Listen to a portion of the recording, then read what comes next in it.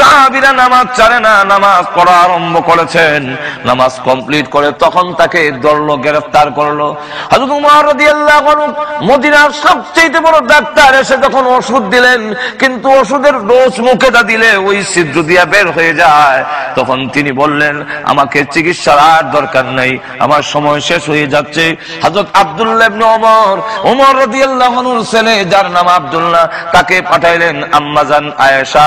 তিনি হলেন গোটা উম্মতের মা, তিনি আম্মা জান, তিনি আমার মা। যাও গিয়ে বলো, আমার জীবনের আকাঙ্ক্ষা, আমার জীবনের সবচেয়ে বড় চাওয়া এবং পাওয়া, আল্লাহর নবীর কাছে একটি কবরের জায়গা বাকি আছে, ওই জায়গাটা যেন আমি উমরকে দান করে দেন। আম্মা আয়েশা সিদ্দিকা রাদিয়াল্লাহু আনহার কাছে যখন আসলো, আব্দুল্লাহ ইবনে ওমর রাদিয়াল্লাহু আনহু বলেন, ওগো আম্মা জান, শুনুন, আমার আব্বার শেষ আকাঙ্ক্ষা, মাসরিক থেকে মাগরিব পর্যন্ত আলোড়ন সৃষ্টি হয়ে গেছে উমর আহত হওয়ায়, কিন্তু এখন দেখা যায় আমার আব্বা বিদায় হয়ে যাবেন, ওসিয়ত করেছেন ওই জায়গাটা যদি আল্লাহর নবীর পাশে দিতেন, যে এই জায়গাটা খালি আছে, শুধু একটা কবর দেওয়া যাবে, এতটুকু জায়গা খালি আছে, এছাড়া আর কোনো খালি জায়গা নাই। জায়গার মালিক হলেন আয়েশা সিদ্দিকা রাদিয়াল্লাহু আনহা। তিনি বলেন, আব্দুল্লাহ ইবনে ওমর, তামাম পৃথিবী যদি একদিকে রাখা হয় আর ওই কবরের জায়গাটা যদি একদিকে রাখা হয়, তামাম পৃথিবীর চাইতে ওই কবরের জায়গাটার দাম বেশি। আমি আয়েশার আকাঙ্ক্ষা, ওই জায়গায় আমি শুইব, কিন্তু আমি কাউকে দিব না। আমি যদি তামাম পৃথিবীর মালিক হইতাম আর তোমার আব্বা দরখাস্ত করতেন, তামাম পৃথিবী দিতে পারি, কিন্তু ওই জায়গা দিতে পারি না, যেহেতু আমি আয়েশার আকাঙ্ক্ষা, বিশ্ব নবীর পাশে আমি আয়েশা চিরদিনের জন্য শহীদ হব। এই জায়গায় আমি শুনবো, এই জায়গায় আমার আকাঙ্ক্ষা। হযরত আব্দুল্লাহ ইবনে ওমর রাদিয়াল্লাহু আনহু ব্যর্থ হয়ে রওনা হয়ে গেলেন। কিছুক্ষণ যেতে না যেতেই তিনি সংবাদ পাঠাইলেন, গিয়া বললেন, যাও গিয়া কও আব্দুল্লাহ ইবনে ওমরকে আসার জন্য। তিনি আবার আসলেন, আসার পরে বলেন, চোখের পানি ছেড়ে দিয়ে তিনি কাঁদতেছেন আর বলেন, আব্দুল্লাহ ইবনে ওমর, আমি তোমার আব্বার জন্য ওই জায়গাটা ওয়াকফ করে দিলাম, দিয়ে দিলাম, যাও নিয়ে যাও। আর তিনি জোরে জোরে কাঁদতেছেন। আব্দুল্লাহ ইবনে ওমর রাদিয়াল্লাহু আনহু বলেন, ইয়া ওগো আম্মা জান, প্রথমে আপনি নিষেধ করে দিলেন, এখন আবার দিয়ে দিলেন, কাঁদতেছেন, কারণটা কি? নিষেধ করার পরে একটা কথা আমার স্মরণ হয়ে গেল, কিয়ামতের কঠিন ময়দানে বিশ্বনবী রাহমাতুল লিল আলামিন যদি বলেন, আয়েশা গো, তুমি না উম্মত জননী, উম্মতের মা, ওমর তোমারই সন্তান হয়ে একটি জায়গার জন্য আবদার করেছিল, তুমি একটু জায়গা দিতে পারলে না, তুমি কিসের মা হলে? কিয়ামতের মাঠে বিশ্বনবীর সামনে আমি কি জবাব দিব? এই কারণে আমার সবচেয়ে মহব্বতের জায়গা উমরের জন্য আমি দান করে দিলাম। হযরত ওমর রাদিয়াল্লাহু আনহু তিনি প্রথমে পাঠাইয়া আবার পিছনে দৌড়ে লোক পাঠাইলেন, আব্দুল্লাহ ইবনে ওমরকে গিয়ে বলো জায়গা লাগবে না, উনি যেন প্রস্তাব না দেয়। কেন? বলে আমার একটা কথা ইয়াদ হইছে। কি কথা? বলে আমি এখনো রাষ্ট্রপ্রধান, আমি এখনো আমিরুল মুমিনিন, প্রাণ যাওয়ার আগ পর্যন্ত তো আমি ক্ষমতা এখনো আমার আছে। এখন ক্ষমতা থাকা অবস্থায় আরেকজনের জায়গা যে আমি প্রস্তাব দিলাম, এটা তো আমার রাষ্ট্রীয় ক্ষমতার অপব্যবহার হইতে পারে। আমার ক্ষমতার বলে জায়গা দখল করেছি, কিয়ামতের মাঠে যদি আমি আসামির কাঠগড়া হয়ে যাই, সুতরাং আমার ছেলেকে গিয়ে বলো জায়গার প্রস্তাব দিতে হবে না, ফিরে আসার জন্য। কিন্তু প্রস্তাব নিয়ে যেতে যেতে আব্দুল্লাহ ইবনে ওমর রাদিয়াল্লাহু আনহু বলেন যে আম্মা জান আয়েশা সিদ্দিকা ওনার জায়গা আপনার জন্য ওয়াকফ করে দিয়ে ফেলেছে। তো আল্লাহর নবীর পাশে হযরত উমর রাদিয়াল্লাহু আনহু শোয়ার সুযোগ হয়ে গেল। এই তিনজন হাদিস কেমন বাস্তবায়িত হয়, আল্লাহ রাসূলের হাদিসের কথা কত সত্য, যে এখনো আল্লাহ রাসূলের পাশে আবু বকর সিদ্দিক রাদিয়াল্লাহু আনহু আসুননি, এতদূর না উমর আসুননি, কিন্তু যার গড়ের মালিক যিনি আয়েশা সিদ্দিকা রাদিয়াল্লাহু আনহা, উনি কিন্তু শোয়ার সুযোগ হইছে না। ঠিক না? তাহলে এখন আসুন, আল্লাহ রাব্বুল আলামিন বলেন, কাইফা তাকফুরুনা বিল্লাহি ওয়া কুনতুম আমওয়াতান ফাআহইয়াকুম। ও পৃথিবীর মানুষ, তোমরা একটু বিবেচনা করো, একটু চিন্তা করো, একটু তোমার যে সাধারণ জ্ঞান আছে সেই জ্ঞান দিয়ে একটু চিন্তা করো, সেই সত্তার সাথে, সেই আল্লাহর সাথে তুমি কিভাবে নাফরমানি করো, তার কথা অমান্য করো কেমনে? তোমার বডির অস্তিত্ব ছিল না। আল্লাহ রাব্বুল আলামিন একটু নাপাক পানির থেকে এই সুন্দর অবয়ব আকৃতি তৈরি করে তোমার নাভির মধ্যে একটু মাটি সংমিশ্রণ করে এরপরে সুন্দর অবয়ব সুন্দর আকৃতি দিলেন। এই বডিটা আমার সুন্দর আকৃতি কে দিছেন? আর একটু জোরে কও। এই যে এত সুন্দর, এখানে কি আমাদের কোনো হাত আছে, কোনো ক্ষমতা আছে? আমরা কি যারা নাকি 22 আঙ্গুল এটাতে কি 20 আঙ্গুল কইরা আনবার মতো কোনো ক্ষমতা আছে? এই দেশেও এই আপনাদের এই আমেরিকা এবং ইংল্যান্ডে, হ্যাঁ ব্রিটেনের মধ্যেও অনেক সন্তান আপনার ডিজেবল, অনেক সন্তান প্রতিবন্ধী, এরা যে আসে, এটা কি সরকারের ক্ষমতা আছে যে এটা সোজা করার মতো ক্ষমতা কি সরকারের আছে? যখন আছে, আল্লাহ রাব্বুল আলামিন বলেন আমি যেমনি ইচ্ছা এমনি বানাইছি, এখানে কারো কোনো হাত। আল্লাহ নিজে বলেন هو الذي يصوركم في الأرحام كيف يشاء। আল্লাহ বলেন আমার যেমন ইচ্ছা এমন ভাবে তোমাদের বানিয়েছি, এখানে কারো কোনো হাত নাই। সুন্দর অবয়ব হইল, সুন্দর আকৃতি হইল, চোখ হইল, নাক হইল, কান হইল, সবকিছু সুন্দর গঠন প্রকৃতি হওয়ার পরে মার পেটের ভিতরে হইছে, এখন 4 মাস পর্যন্ত এটা মরা।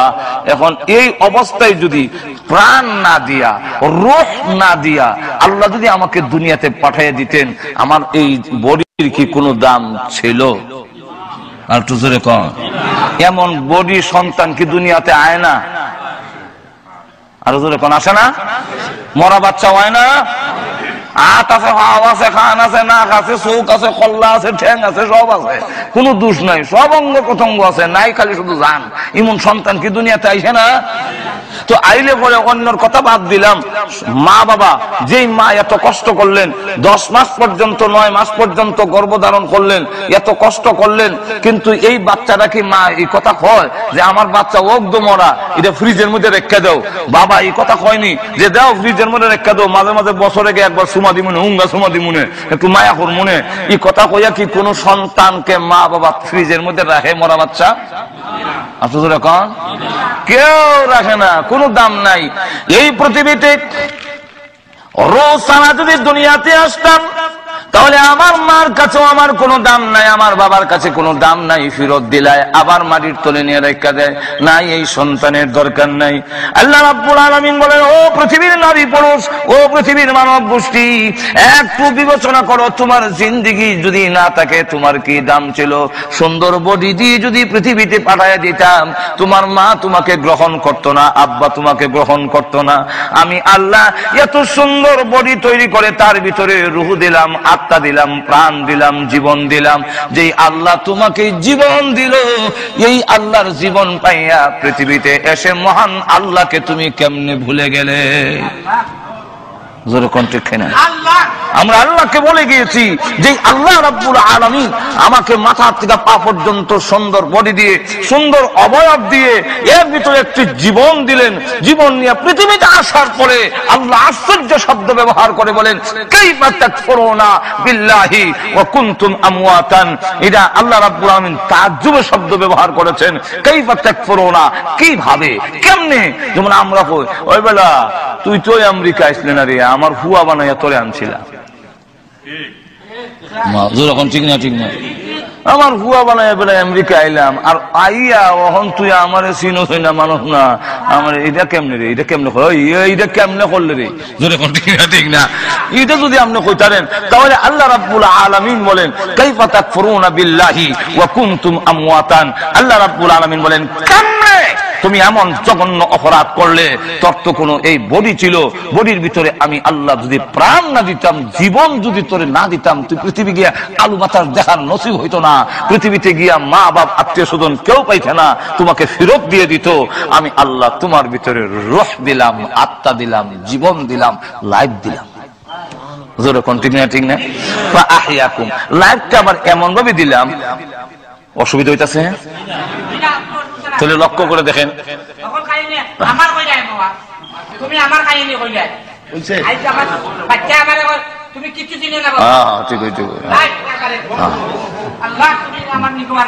মাশাআল্লাহ। এখন লক্ষ্য করে দেখেন, আচ্ছা দেখেন, চোখ খুললা নিতে পারবো নি? আচ্ছা একটু লক্ষ্য করে দেখেন না, মারতেন না। মানুষের অনেক সময় বিষের দুঃখ থাকলে সে জজবা বেশি আয় মাজুর এখন ঠিক কিনা এটা আপনি আরো জনের দুঃখ সময় হাসতা না মাজুর এখন ঠিক কিনা এবার তো দুঃখ পাইয়া কইতাছে আপনি যদি আবার এমন দুঃখ পাইন তখন বুঝবা এলিগা ইয়ে করতে না। তো এখন লক্ষ্য করে দেখেন আমার চোখ খুললে নেওয়ানের সম্ভাবনা একজনে যদি ডাকাইতে সুর ডাকাইতে ধরে আমার চোখ খুললে নিয়ে গিয়ে নিতার বুনি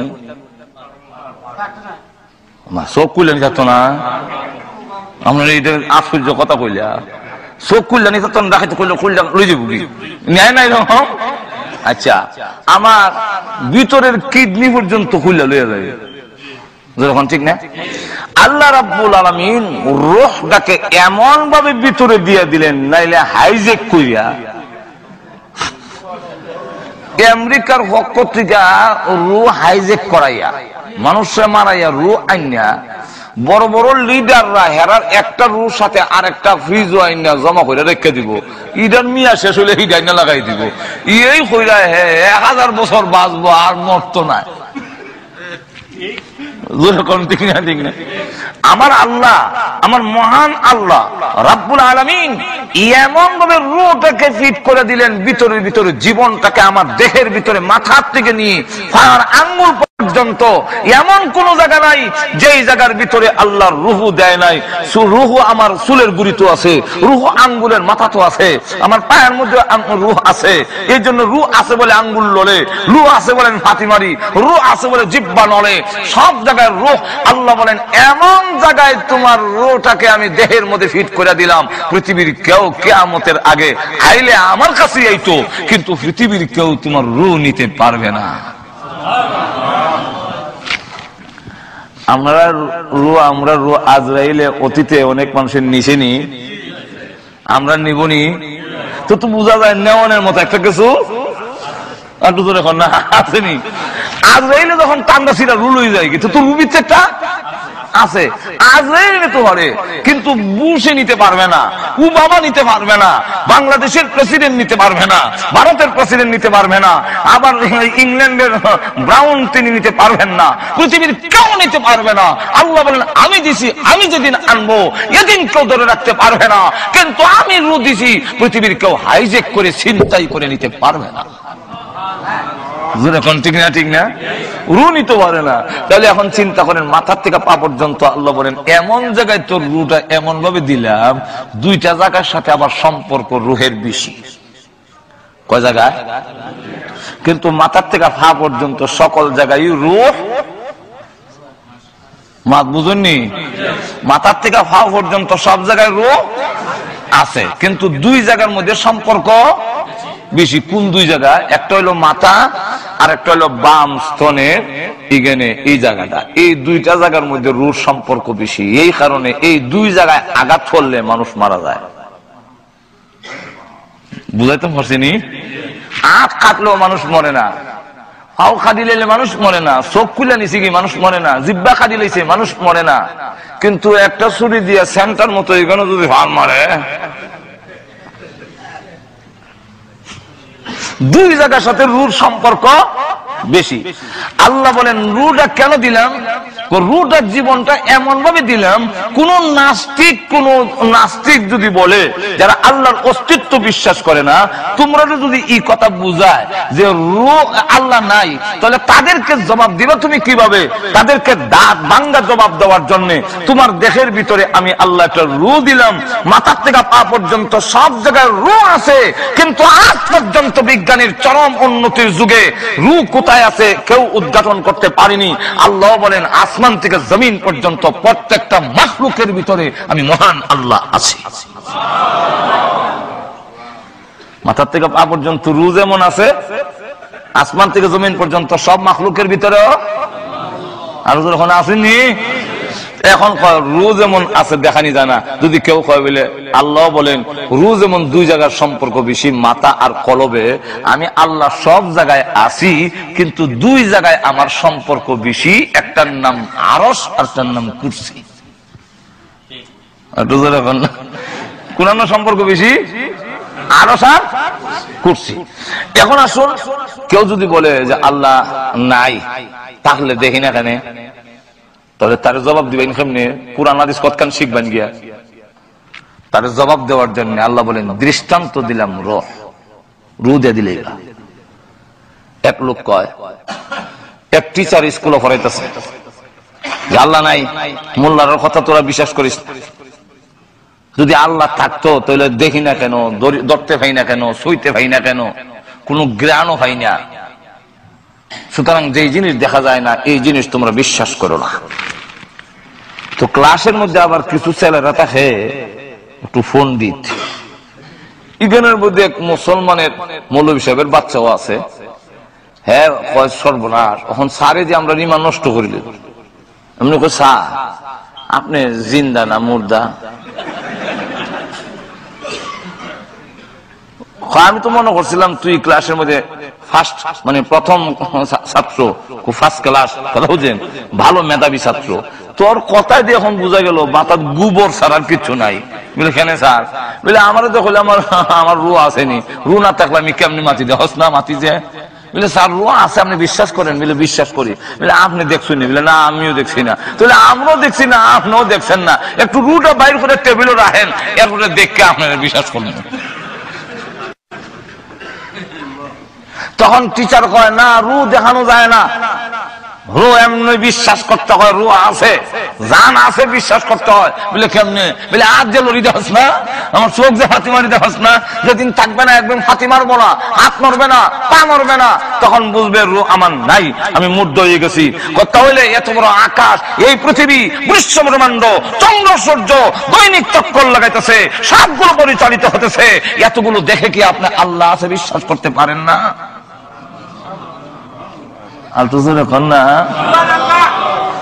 এরপরে আবার আমরা নবীরা তো আল্লাহ, আমাদের নবী তো আল্লাহ দেখেই কইছেন আল্লাহ আছে। যেরকম ঠিক কিনে 1 লক্ষ বা 2 লক্ষ 24,000 পয়গম্বর আল্লাহ আছেন যে কইছেনি। একটু ধরে এখন নবীরা জীবনে কোনোদিন মিথ্যা কথা বলছে? এতগুলো নবীর কথাই কি আমরা বিশ্বাস করতাম পারি না আল্লাহ আছে? একটু ধরে এখন না। একবার ঢাকার বিশ্ববিদ্যালয়ে পড়ায়, ওই সবক ওই দেয়, তো প্রিন্সিপাল যে উনি আবার আল্লাহর অস্তিত্ব বিশ্বাস করে, উনি শুনিলেছেন, শূন্য প্রফেসর ডেকে নিয়েছেন। আমাদের বিশ্ববিদ্যালয়ের ড্রেন যে সাফ করে সুইফা, এই বেটা বলে আপনার বাপ খাবার সুরা, এত বড় স্পর্ধা আপনার প্রিন্সিপাল, এই জন্য মুখ দিয়ে যাবে তা বলবেন? না ভাই আমি তো জানি না। আমি কইলাম এবার আপনার বাপ নেই। আবার দেখুন কিটা, এবার আমার বাপ হইব করছি, বলে তাহলে আপনার বাপ কেটা? তখন কইছে অমুক আমার বাপ। তো অমুক যদি আপনার বাপ হয়ে থাকে, অমুকের মাধ্যমে আপনি দুনিয়াতে আইছেন না অন্যের মাধ্যমে আইছেন, আপনি কি দেখছিলেন? না, তা আপনি কেমনে বুঝলাম উনি যে আপনার বাপ? হিবার তুই তো পারে না, আমার মা কইছে। কে কইছে? আরো ধরে কন, উনি আমার বাপ। এই কথাটা আমরা যে বাপ বলি, এটা তো আমার মা কইছে, কেন উনি আমার বাপ? ধরে কন ঠিক কিনা? এমনি ডাক দিয়া কয় একজন মহিলার সাক্ষী কৌরে গ্রহণযোগ্য নয়, কিন্তু এক মহিলার সাক্ষীতে যদি আপনি একটা লোককে বাপ স্বীকার করতে পারেন, 1 লক্ষ বা 2 লক্ষ 24,000 পয়গম্বররা বলেছেন লা ইলাহা ইল্লাল্লাহ, আল্লাহ ছাড়া কোনো মাবুদ নাই, এতগুলো নবীদের সাক্ষীর পরও আপনি কি আল্লাহকে মেনে নিতে পারেন না? জোরে কোন ঠিক না? ঠিক না? লক্ষ্য করে দেখেন, আল্লাহ রাব্বুল আলামিন বলেন আমাকে বুঝার জন্য তোমার ভিতরে একটা রূহ দিলাম। জোরে কোন কি দিলাম? রূহ। রূহ যাকে জীবন, লাইফ বলে। আল্লাহ নিজে বলছেন কাইফা তাকফুরুনা বিল্লাহি ওয়া কুনতুম আমওয়াতান ফাআহইয়াকুম। এই পৃথিবীর মানব গোষ্ঠী, কিভাবে তোমরা নাফরমানি করো, কিভাবে তোমরা কুফরি করো ওই আল্লাহর সাথে, যেই আল্লাহ তোমরা নিষ্পাপ, তোমরা নিষ্প্রাণ ছিলে। ফাআহইয়াকুম, তোমাদের প্রাণ দিয়েছেন, জীবন দিয়েছেন। তাহলে এবার বলুন মূল্যবান জীবন কে দিয়েছেন? আর একটু জোরে আওয়াজ দিয়ে বলেন। যাক বিস্তারিত এগুলো আর কোনের দরকার নাই, আর নাইলে কইতে গেলে আজকাল টাইম এগুলো শেষ হয়ে যাবো। আল্লাহ রাব্বুল আলামিন যে আছেন, এটা রূহ দিয়ে আমরা একটা অনুমান করতাম, না পারিনি, না দেখলেও বিশ্বাস করা যায় আল্লাহ। যেমন লক্ষ্য করে দেখে ইমাম আবু হানিফা রাহমাতুল্লাহ আলাইহির যুগে একদল নাস্তিক আর একদল আস্তিক। একদল কয় আল্লাহ আছেন, আর একদল কয় আল্লাহ নাই। ইমাম আবু হানিফা রাহমাতুল্লাহ আলাইহি বলেন আছেন, কিন্তু ওরা কয় নাই। এখন নাই যে এই কথাটা বুঝাইতে গেলে, আল্লাহ আছেন এই কথাটা বুঝাইতে গেলে তো নাস্তিক যারা আল্লাহ বিশ্বাস করে না তাকে যদি আপনি দলিল দেন কোরআনের আয়াত কইন, মানবনি? আর তো যখন মানবো কে, তো আল্লাহই মানে না, তো কোরআনের আল্লাহর আয়াত কইলে কি করব? সুতরাং উনি বলেন, তারা বলল যে আল্লাহ যে আছে আপনি বলতেছেন, এটা একটা প্রমাণ বলতে হবে, প্রমাণ দিয়ে বুঝাই তুইব আল্লাহ যে আছে। ইমাম আবু হানিফা রাহমাতুল্লাহ বলেন ঠিক আছে, আগামীকাল 10টার সময় বহসের টাইম, বাহাস মুনাজারা। নাস্তিকরা এই বই দিয়েছে 10টার সময়, আর নাস্তিকের পক্ষেও লোক আছে, আস্তিকের পক্ষেও লোক আছে। ইমাম আবু হানিফা রাহমাতুল্লাহি আলাইহি তিনি দেখা যায় 10টা হইছে, 11টা হইছে, 12টা হইছে, খবর নাই। এখন ওনার পক্ষে যারা রাখো, আরে ইমাম আবু হানিফা যদি না পারবো তাহলে এই বহসটা ডাকলো কেন? আর হেরা তো মিছিল দেলাই তো আর সামান্য বাকি আছে, মিছিল বাড়ি যাবো, জিতিল রে জিতিল, নাস্তিকরা জিতিল, এটা হইতো 1টার সময় দেখে ইমাম আবু হানিফা আজিজ। তখন কোনো টাইম হলো 10টায়, এখন বাজে 1টা, 3 ঘন্টা লেট, এখন ঠিক না? তো এত লেট করে যে বেটা, এই বেটার সাথে আর বহস চলে না, বিনা বহস হয়ে এখন আপনি হাইরে গেছেন। উনি বলেন আমার আসতে কেন দেরি হইলো, এটা যদি আমি উপযুক্ত কারণ থাকে তাহলে আপনারা মানবেন না। কি উপযুক্ত কারণ? আমি ওই যে নদীটা মাঝখানে মানে ফারে এসে দাঁড়াই রয়েছি 8টার থেকে, যাতে 10টার সময় আদে দিতাম পারে, কিন্তু কোন নৌকা ভাই না। শেষ পর্যন্ত নদীর পারে একটা ঘাট ছিল, এটা আমনে আমনে কাইটটা পড়ছে অটোমেটিক। এরপরে এই গাছ অটোমেটিক সাইজের তক্তা হয়েছে, খেয়াল করে অন্য ঘুমাই যায় না, অটোমেটিক কি হয়েছে, তক্তা হয়ে গেছে। এরপরে আমনে আমনে এই তক্তাগুলো জোড়া লাগছে, লাগিয়া নৌকা হয়েছে। নৌকা হইয়া এখন আইতে গিয়া এই নৌকা হইয়া আমার কাছে কান্ডারি ছাড়া, মাঝি ছাড়া আবার নৌকাটা চললে আইছে। এরপর আমি নৌকা কুইটা বইছি, ইফার আইছি, এই গাছ আইটা তক্তা হইয়া জোড়া লাগিয়া নৌকা হইতে হইতে 3 ঘন্টা লেট হইছে। এই জন্য আমি ক্ষমা প্রার্থী। নাস্তিকরা কর গাঞ্জা খাওয়ানোর অভ্যাস আছে কেন? এই গাঞ্জা করি কথা কোন কিতা মাত এখানে বলে গাছকে আমনে আমনে এইভাবে কাটতে পড়ে, অত গাছের জ্বর উল্লেখ করেছি, অথবা এই গাছকে নিজে নিজে সাইজের তক্তা হয় বুঝলেন না, তো গাছকে নিজে নিজে তক্তাগুলো জোড়া লেগে নৌকা হয় বুঝলেন না, মেস্তুর ছাড়া কি নৌকা হয় বুঝলেন না, এই নৌকাটা কি নির্দিষ্ট গতিতে মাঝি ছাড়া আমনে আমনে যাইবো, বাতাসের বাইলে নিলে পানির স্রোতের বাইলে যাইবো, কিন্তু নির্দিষ্ট গতিতে কি যায় বলে যায় না। তাহলে এই গাঞ্জা করি কথা কেনা মানবো? ইমাম আবু হানিফা কথা তো আমার হইছে, যদি এক মেস্তুর ছাড়া করাত দিয়া না ছিললে সাইজের তক্তা হয় না, যদি মেস্তুর ছাড়া এইগুলো জোড়া লেগে নৌকা না হয়, নৌকা বানাইতে গেলেও যদি মেস্তুরের দরকার হয়, আর এদের চালাইতে গেলেও যদি কান্দারির দরকার হয়, যদি বিশ্ব ব্রহ্মাণ্ড এটা আপনার নইছে না, এর একজন মেস্তুর আছে, এগুলো এমনি চলে না, এর একজন চালক আছে, তার নামই হলো আল্লাহ। যতক্ষণ ঠিক কিনা? আল্লাহ রাব্বুল আলামিন বলেন كيف تكفرون بالله وكنتم أمواتا فأحياكم ثم يميتكم। আল্লাহ রাব্বুল আলামিন বলেন কিভাবে নাফরমানি করো, আমি আল্লাহ তোমাদের জীবন দিয়েছি, আবার এই জীবন আমি নিয়ে আসবো, ইউমিতুকুম তোমাদের মরণ দিব। জীবন চিরজীবন থাকবে না, এই পৃথিবীতে কেউ থাকতে পারে না, থাকবেও না, সবগুলো মৃত্যুবরণ করতে হবে, তোমারও একদিন মরণ হবে, কেউ আটকায় রাখতে পারবে না। আচ্ছা জোরে কন না, মরণ আসেনি আমরা, আরো জোরে কন। এই মাসআলার মধ্যে কোন দ্বিমত, একটু যখন দ্বিমত, একদিন মরতে হবে, মরণের ঘাটে তোমাদের যেতে হবে।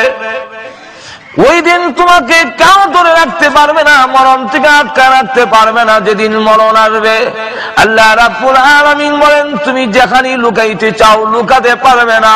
আইনামা তাকুনু ইউদরিকুমুল মাউত ওয়ালাউ কুনতুম ফি বুরুজিম মুশাইয়াদা।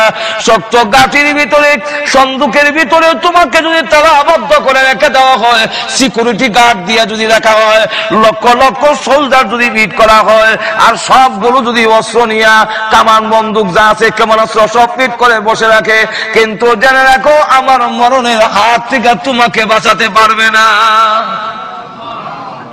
কন্যা ওই দিন মরণ আমাদের একদিন হবে, যেরকম ঠিক নেই।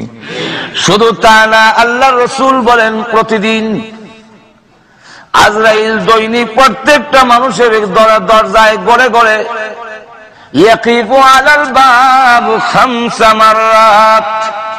আল্লাহ রসুল বলেন প্রত্যেকটা মানুষের দরজায় আজরাইল দৈনিক 5 বার হাজির হয়। আর তো জোরে বল না, আপনারা এই কথা মনে করেন না যে আমরা অত নম্বরের ঘরের ভিত্তি আর সিকিউরিটির ভিত্তি কেমনি আইব, অত নম্বর চিনলেন। আমরা তো অনেক সময় ফেস লাগে যাই, ঈদ একটা চিহ্ন দিয়ে তৈরি যায় ঘরের নম্বরটা ঠিক রাখবার লাগিয়া। আজরাইলের তালিকার মধ্যে তো সব আছে, আসেনি? আর তো জোরে হোকা। আল্লাহর রাসূল বলেন ইয়াকিফু আলাল বাব খামসা মাররাত।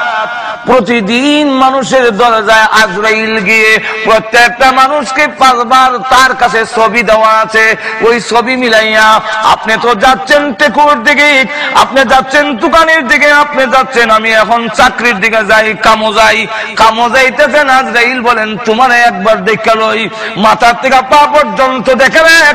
ও পৃথিবীর মানুষেরা জেনে রাখো, তুমি জানো তোমার মরণ আছে, তোমার ইচ্ছা মতে নয়, আমি আল্লাহর ইচ্ছা মতে। ঠিক না? এবং মরণটা কোন দিন হবে এটাও জানায় দেই নাই, লুকায় রেখে দিয়েছি। ঠিক নেই?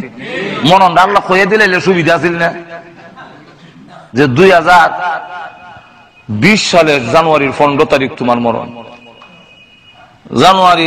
2020 সালের জানুয়ারির 19 তারিখ সবির আলীর মরণ। এইভাবে যদি আল্লাহ দিয়া দিত তো সুবিধা আছিল, বুঝলেন না? কেন মরণ আল্লাহ লুকায়ে রাখলেন, কেন প্রকাশ করলেন না? আল্লাহ রাব্বুল আলামিন জানায়া দিয়েছেন লুকায়ে রাখার কারণ কয়েকটা। এর মধ্যে একটা হলো পৃথিবীর নিজাম ঠিক থাকবে না, আইন দিও, পুলিশ বাহিনী দিও, আইন শৃঙ্খলা ঠিক রাখতে পারবে না। এর প্রথম নম্বরটা হইল কেমনে? যখন আমি জানিলাম 2000 সালে জানুয়ারির 15 তারিখ মরব, তো 14 তারিখ আইবার আগ পর্যন্ত আমি বেপরোয়া থাকবো। বাংলাদেশের কথা বলি, আপনাদের দেশের না। বাংলাদেশের মেইন রোডে, হাই রোডের মধ্যে গিয়া মাঝখানে উবাই থাকবে, ইন্ডার ডিস্ট্রিক্ট আর ট্রাক আয়া ফিসে গরম দিল, আমার সরাই থাকতো না। কেন? আমি তো জানি জানুয়ারি 2020 সালের জানুয়ারির 15 তারিখ মরবো, এখন তো ওইছে না, জানুয়ারি আইছে না, সুতরাং আমার মরণ এখন হবে। ইন্ডার ডিস্ট্রিক্ট তুমি উপরে যাবে।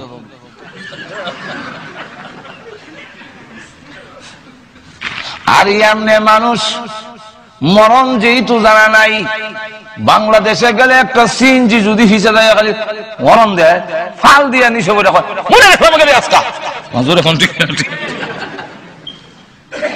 এমনি দেখবেন আমরা দেশে একজন আর জন্য মারবার লেগে যায়, আটকাইলে আজকে এসব নামাজ 9টায় হবে ইনশাআল্লাহ।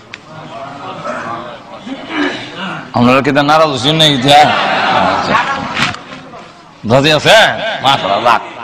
এখন দেখা গেল মনে করেন আমরা দেশে একজন আরেকজনের মারবার লেগে লাঠি শুরু লইয়া যায়, আটকাইলে ইমিউনি স্পিরিট বাড়ে, আপনার ফাউ বাঙ্গিলি মুড়াইয়া সব নিতে পারে, সারলে আর বেশি যায় না। ফেলে যায় না, না যাওয়ার কারণ হলো হের ভিতর ডর আছে, আমি যে মারতাম যাবো আমার মারিলা, যেরকম ঠিক কিনা? সুতরাং 1 নম্বর হলো মরণ যদি আমি জ্বালাইয়া দেই তো তোমাদের আইন শৃঙ্খলা ঠিক থাকবে না। দুই নম্বরটা হলো ইমাম সাহেব আর মুয়াজ্জিন সাহেব ছাড়া মুসল্লি মসজিদে হওয়া যেত না। আর তুজোর এখন ঠিক না ঠিক কেন আমি জানুয়ারি 2020 সালের 21 সালের 30 সালে মরমু, অত আগে গিয়ে মসজিদে যাওয়ার দরকারটা কিটা? মাত্র 4 মাস আগে যে মসজিদে যাবো আর মসজিদ থেকে বেরিতাম না, আল্লাহ আল্লাহ হয়ে গেল জন্মু, অত আগে গিয়ে মসজিদে গিয়ে বীর জমানির দরকার নাই। সুতরাং দেখা যাইব মসজিদে মুসল্লি নাই, ইমাম সাহেব আজান দিয়ে বই থাকবো মুয়াজ্জিন, আর ইমাম সাহেব আল্লাহ চাকরি লেগে অন বইছে, কোন মুসল্লি নাই। কেন মুসল্লি অত আগে অনেক দরকার কিটা? মরবো তো আরো 20 বছর পরে। যেরকম ঠিক কিনা? আর যেহেতু এখন এই মাহফিলে বসা অবস্থায় মরণের সম্ভাবনা আসেনি, প্রত্যেক দিন আমরা একবার মরিনি। আল্লাহুম্মা বিসমিকা দোয়াটা হয় না দেখি, আমুতু ওয়া আহইয়া। আমুতু বলেন কেন? কইতেন আনুমু। আনুমু মানে আল্লাহ আমি তোমার নামে ঘুমাইলাম, আমি ঘুমাই আর কই মরলাম। আল্লাহ রাব্বুল আলামিন সূরা জুমরের এক আয়াতের মধ্যে বলেন, তোমরা যখন ঘুমাও তোমার ভিতর থেকে রূহ বের হইয়া আমার কাছে চলে আসে। রে পৃথিবীর মানুষরা, আমি যারে ফিরত দেই হে ঘুম থেকে উঠতে আবার কামো যায়, আর যার ফিরত দেই না আটকায়া দেই এই ঘুমের মধ্যেই মরে যায়। এই কথা বুঝার পরও তুই কেমনে সুদ খাস? এখনো তুই নামাজ ছাড়া দিলে এখনো তুমি সুদে ঘুষের মধ্যে মদ জুয়া গাঞ্জার মধ্যে লিপ্ত হয়ে আছো। এই যে আল্লাহুম্মা বিসমিকা আমুতু ওয়া আহইয়া কইয়া তুমি ঘুমায়াছো, এমন কত মানুষ ঘুমায় আর জিন্দেগিতে উঠে না। যেরকম ঠিক কিনা? ঘর থেকে বের হয়, কাম থেকে ফিরত আইতাছে, টেলিফোনে যোগাযোগ করে বেগম সাহেবের সাথে। এরকম বাস্তব ঘটনা হইতেছে, কোনো অবাস্তব না, সব বাস্তব হইতাছে। মানে ঘুমাইছে আল্লাহুম্মা বিসমিকা আমুতু ওয়া আহইয়া, আর উঠে নাই। পাশে সন্তান ঘুমো, ওরা উঠে গেল কিন্তু আব্বা উঠে না। মনে করছে ঘুমাইছে, ঘুম ছাড়ে নাই, তারা বাচ্চারা কাছ থেকে চলে গেছে। সকাল যখন 10টা হয়ে গেছে এখনো কেন উঠে না? ধাক্কা দিয়ে দেখে জনমের ঘুমানি ঘুমাইছে, আর উঠবে না। যেরকম ঠিক না? শুধু তা না, বাস্তব ঘটনা হইল বড় একজন অফিসার আমাদের ব্রাহ্মণবাড়িয়ার টিচার্স গ্যাস ফিল্ডের, তিনি এমডি, বড় অফিসার সিলেট থেকে। তিনি আসতেছে, বাসা রয়ে গেছে ব্রাহ্মণবাড়িয়ায়, বদলি করছে সিলেটে, কথা বুঝছেন? সিলেট থেকে আসতেছে, মাধবপুর কাছে এসে বলে আর আধা ঘন্টা বাকি আছে। ছেলে মেয়েদের সঙ্গে কথা বলে, বহু সদক হয়, আর আধা ঘন্টা আইতাছি, আর বেশি সময় না, আধা ঘন্টার ভিতরে আসতেছি। কিন্তু দেখা গেল কত ঘন্টা গেল আর ফিরে আসলো না। যেরকম ঠিক নেই, লক্ষ্য করে দেখুন, একজন মন্ত্রী হইয়া, অর্থমন্ত্রী হওয়ার পরেও সিলেট থেকে রওনা দিয়েছে, দেখা যাবে গন্তব্যস্থানে যাওয়া হলো না, ব্রাহ্মণবাড়িয়া পার হতে পারলো না।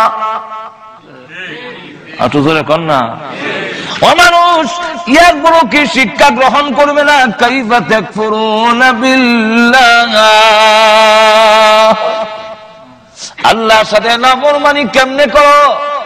তোমরা যে ঘুমাও, এই ঘুম জীবনের শেষ ঘুম, ঠেকুয়াতে যাইতেছ, এটা হয়তো তোমার জীবনের শেষ যাওয়া, আর গড়ে আসবে না। মসজিদের ওয়ালা দিয়েছে, বাস্তব ঘটনা আমি ওয়াজ করতেছি, শ্রোতা হইয়া শুনতেছেন। মসজিদে ঢুকছে মসজিদের ভিতরে, আর বাসায় ফিরে যেতে পারলো না, মসজিদ থেকে লাশ হইয়া বের হলো। ওয়াজ করতেছেন, বক্তা ওয়াজ শেষ করতে পারে নাই, ওয়াজের ভিতরে বিদায় হয়ে গেল। এই কথা জানার পরেও তুমি কেমনে নাফরমানি করো? ঠিক নেই? ওই দিন বলবে যেদিন তোমার রূহ বের করা হবে, আর যখন তোমার চতুর্দিকে 500 ফেরেশতা দেখবে, ডাইনে 500 বামে 500, আর ফেরেশতা চাপ দিয়া ধরবি, তাম পৃথিবী দিলেও যখন তোমাকে সরানো যাবে না, ওই দিন যখন আসবে আল্লাহ রাব্বুল আলামিন জানাইয়া দিয়েছেন মরণটা লুকে রেখে দিয়েছি। কেন লুকায় রাখলাম রে বান্দা? 24 ঘন্টা যেন তুমি ইবাদত বন্দেগে লিপ্ত রাখতে পারো। আজরাইল আসলে যেন তোমার হতাশা না হয়, অস্থির যাতে না হও। দুনিয়া থেকে বিদায় হওয়ার সময় যদি প্রস্তুত থাকতে পারো, আজকে মরবো কালকে মরবো, আমি সুদ খাবো না, আমি ঘুষ খাবো না, আমি মদ পান করবো না। কেন করবি না? বলে আমি আখিরাতের যাত্রী, আমি পরকালের দিকে রওনা দিয়েছি, আমি এখন সুদ খাবো না, ঘুষ খাবো না, এই অবস্থায় নামাজ ছাড়বো না, বেপরদা হবো না। এইভাবে যদি তুমি কমপ্লিট রেডি থাকতে পারো, আজরাইল যেদিন আসবে হাসতে হাসতে দুনিয়া থেকে তুমি বিদায় হয়ে যাবে।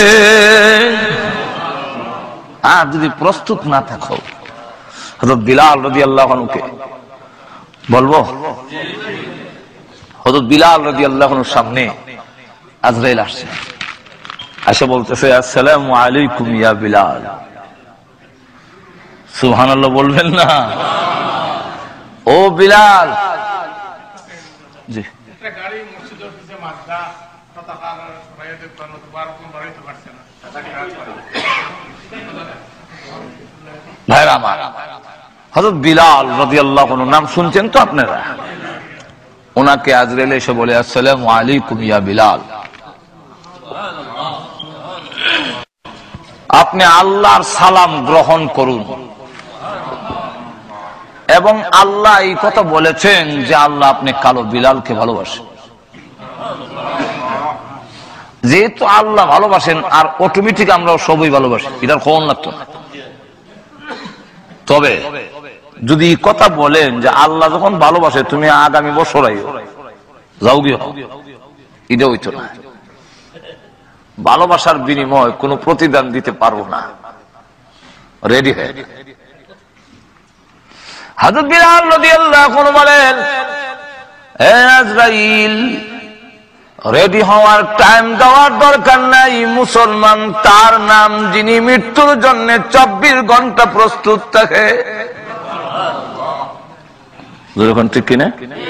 আমরা টুপি মাথার দিছি, দাড়ি রাখছি, পাঞ্জাবি লাগাইছি, মসজিদও আই, সুদ খাই না, ঘুষ খাই না, আল্লাহরে ডরাই। এটার অর্থ কি? এর অর্থ হল মৃত্যুর জন্য প্রস্তুত। যেরকম ঠিক নেই? হযরত বিলাল রাদিয়াল্লাহু আনহু বলেন, সামাদ দেওয়ার দরকার নাই।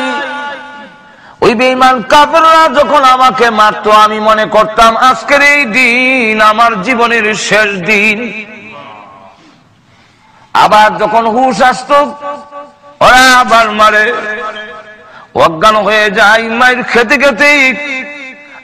আর মনে মনে বলি এই জীবন আজকের দিন আমার জীবনের শেষ দিন। এমন করে আমার মরণ হইল না, শাহাদত আমার কবরে নাই, এই জন্য মরতে পারিনি। আমি মৃত্যুর জন্য যেদিন ইসলাম গ্রহণ করেছি ওই দিন থেকেই মৃত্যুর জন্য প্রস্তুত আছি। তবে একটি কথা আমার নবী বিশ্বনবী রাহমাতুল লিল আলামিন বলেছেন, আল্লাহ যাকে ভালোবাসেন সে মরণের সময় কোনো আবদার করলে ফুরা না হওয়া পর্যন্ত আজরাইল তার গায়ে হাত লাগায় না। রে আজরাইল, এখন আমি আকাঙ্ক্ষা পেশ করছি, দুনিয়ার নয়, আমি 4 রাকাত নামাজের নিয়ত বানবো। প্রথম রাকাতে আমার গায়ে হাত লাগাইও না, দ্বিতীয় রাকাতে হাত লাগাইও না, তৃতীয় রাকাতে হাত লাগাইও না, চতুর্থ রাকাতের প্রথম সিজদায় হাত দিও না। আমি শেষ সিজদায় যখন পড়বো, আল্লাহর কসম করে বলি, রূহ বের না করা পর্যন্ত আমি আর মাথা উঠাবো না। কেন জানি আমি মাথা উঠাবো না কেন জানো? এই দরখাস্ত কেন করলাম? আমার আকাঙ্ক্ষা ছিল শাহাদাত বরণ করার, কিন্তু শাহাদাত আমার কপালে নাই। তাই আমি এখন এমন ভাবে মরতে চাই। আমার আল্লাহ বলেছেন, হাদিসে কুদসির মধ্যে আছে, আল্লাহ বলেন তোমরা যখন সিজদা দাও তখন দেখতে দেখা যায় কার্পেটের মধ্যে সিজদা দাও, যখন সিজদা দাও তখন দেখতে দেখা যায় মাটির মধ্যে সিজদা দাও। আল্লাহ বলেন না রে বান্দা, মাটির মধ্যে নয়, কার্পেটে নয়, আমি আল্লাহর কুদরতি পা তোর কপালের নিচে থাকে।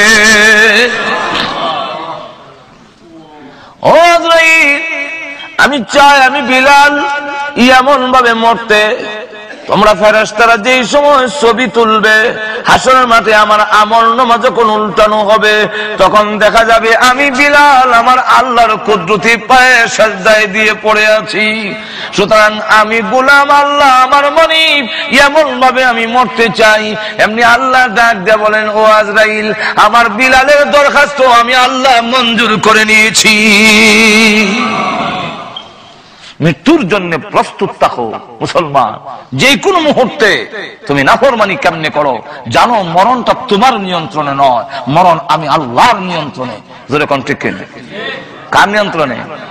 তাইলে আল্লাহ রাব্বুল আলামিন নিজেও বলছেন, রাসূলকেও বলছেন, ওগো নবীজি আপনিও এই কথা বলে দেন, আপনিও এই কথা বলে দেন, قل إن صلاتي ونسكي ومحياي ومماتي لله رب العالمين।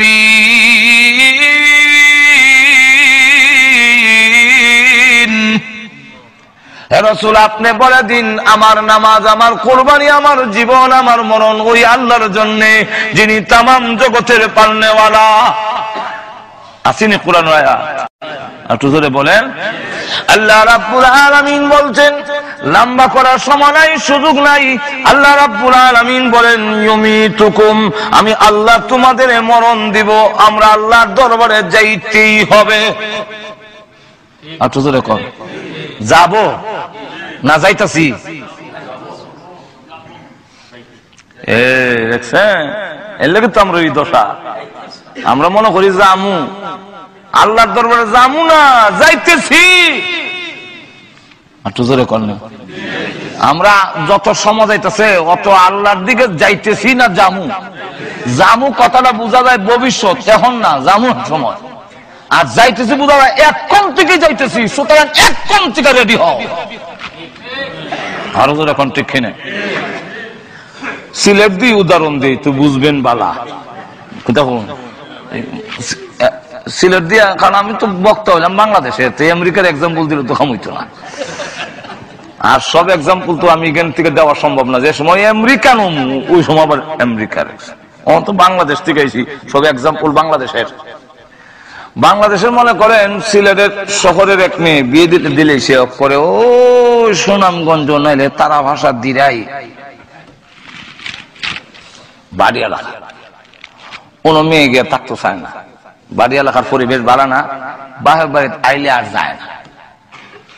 তো স্বামী আরেকদিন করছে কি, তা সালাই করছে নিবার লাগিয়া একটা ইঞ্জিন চালিত ট্রলার নৌকা লুয়ে আইছে। নৌকায় নিয়ে একটু দূরে নৌকা রেখা এখান থেকে সুরমা নদীর পাড়ে আইটা আইসে শ্বশুর বাড়িতে আয়া খাওয়া দাওয়া করছে, কিছু আলাপ করার পরে সব যখন ঘুমাইছে, গরমের সময় এখন তো সব ঘুমাই দিছে, চলো আমরা একটু সুরমা নদীর পাড়ে একটু আইটা উঠে দেখি কেমন সুন্দর লাগে। ওটা কইয়া ঘর থেকে বাইর করিয়া ওয়াইশা, ওয়াইশা মানে সিলেটের ভাষা হইলো ওয়াইশা, আর আমরা কই আলগি দিয়া, আলগি দিয়ে না নৌকা তুলে নিছি। তুলছে পরে এখন নৌকালের কইছে ইঞ্জিন স্টার্ট দাও, দিছে ইঞ্জিন স্টার্ট, নৌকা চলছে দিরাইট দিকে। মেয়ে হয় আমার তো তার লইয়া যায় কি, এখন বুঝি লাইছে, বুঝা করছে কি তার নৌকার যে গোড়া, গোড়া বোঝেন তো আপনারা, মাঝখানে যে একটা দেয়, ওইটার মধ্যে ফেস দিয়া ধরছে, দই দিয়া স্বামীর বাড়ির দিকে ফিস দিয়া, বাপের বাড়ির দিকে রূপ দিয়া হয় আমি যাইতাম না। যাইতাছেনি ওদের কিছু কই না, যাইতাছেনি না যাইব? মেয়ে তো স্বামীর বাড়ির দিকে ফিস দেওয়া আছে, যাইতেছে কেমনে? স্বামীর বাড়ির দিকে ফিস দিয়ে শক্ত করে গুড়া নৌকার গুড়ার দইরা হয় আমি যাইতাম না। যাইতাম না যতই হয়, নৌকা যাইতাছে যখন ঠিক কিনা, সে যাইতাছে। ঠিক তেমনি ভাবে আমাদের চাল চলন আখিরাতের দিকে ফিস দিয়ে রাখছি, দুনিয়ার দিকে মুখ দিয়ে রাখছি, আর বোঝা যায় চাল চলনে যাইতাম না। আর আমি যে সময়ের কাটার মধ্যে বসা, এটা ফক্কর লাগাইতে ইঞ্জিনের চালিত নৌকার মতো যাইতেছে, সময় যাইতেছে। এই কারণে যতটা মিনিট যাইতেছে ততটা মিনিট আমি আল্লাহর দিকে যাইতেছি। যেরকম ঠিক কিনা? তাই আল্লাহ রাব্বুল আলামিন বলেন, কাইফা তাকফুরুনা বিল্লাহি ওয়া কুনতুম আমওয়াতান ফাআহইয়াকুম। ও পৃথিবীর মানুষ, কিভাবে তোমরা নাফরমানি করো অথচ তোমরা জানো তোমাদের জীবন আমি দিয়েছি, আবার মরণও আমি আল্লাহ দিব, কেউ ধরে রাখতে পারবে না। তোমাদের মরণ আমি আল্লাহর নিয়ন্ত্রণে, আমি যেই সময় চাই এই সময় নিয়ে আসবো। সুম্মা ইউমিতুকুম, মরণ হবে, ওই মরণের সময় তখন বুঝবে দুনিয়ার কেউ তোমার আপন নয়। না মাঝে মাঝে কিচ্ছাও হন লাগে, হইলে তেমনি একটা কিচ্ছা হই। দুই ভাই, এক ভাই একটু আল্লাহওয়ালা, কিছুদিন মাদ্রাসা তো পড়ছে, আল্লাহওয়ালা, নামাজ পড়ে, আওয়াবিনের সাথে চাষতেন নামাজ পড়ে। আরেকটা ভাই সুদের ব্যবসা করে, নামাজ নামাজ নাই, খালি গুনতে কইতে লাভের লাভ, লাভের লাভ, লাভের লাভ। তুই ছোট ভাই বড় ভাইরে গিয়ে ওয়াজ করে, ভাই ইফরের জন্য ইটা কইরা লাভ বুকিতা, ফিডা তো তুমি একলা খাইবা, হ্যাঁ কিন্তু নিত না। ঢাকায় বাসা, ঢাকায় একটা বাসা আছে, একবারে কোটি কোটি টাকার মালিক, কোটি কোটি টাকার মালিক মারা গেছে, নামাজ পড়ছে না। তো মসজিদের ইমাম সাহেবরা কইলো যে না, নামাজ পড়বো না, তার জানাজার নামাজ পড়তাম না। এবার মসজিদ একদিন আইলো না, তার জানাজা করে গেটিত থয়ে দেব। তার ছেলেরা কয়, এটা আমরা মান সম্মানের প্রশ্ন, একটা সামাজিকতা তো আছে, এখন জানাজা না পড়লে কেমনে হয়? বলো ঠিক আছে, পড়তাম পারি যদি কাফারা দাও। কাফারা হইলো একটা শাস্তি, যাতে ভবিষ্যতের কেউ নামাজ না ছাড়ে। হুজুর কাফারা এসে দেখেন কত হইছে, হিসাব করে দেখে 6 লাখ টাকা হইছে। কলাক এখন তার ছেলেরা তার বাসায় দেখাইয়া বাসায় কয়, হালায় নামাজ পড়লো নাকি? ডাইনিবি মসজিদ বামিবি মসজিদ, হালায় নামাজ পড়লো নাকি? এখন আমরা কাফারা দেব মুখে।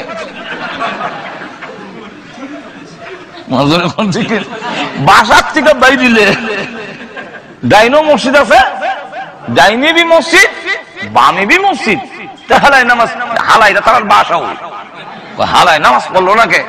আমরা এখন কাফারা দেব মুখে, আমরা কাফার দেব। টাকার মালিক হন আমরা, কামাইছেন আপনি বাবা। এখন দম যাওয়ার সাথে সাথে ছেলেরা মালিক হয়ে গেছে, আপনার কাফারাও দিবে না।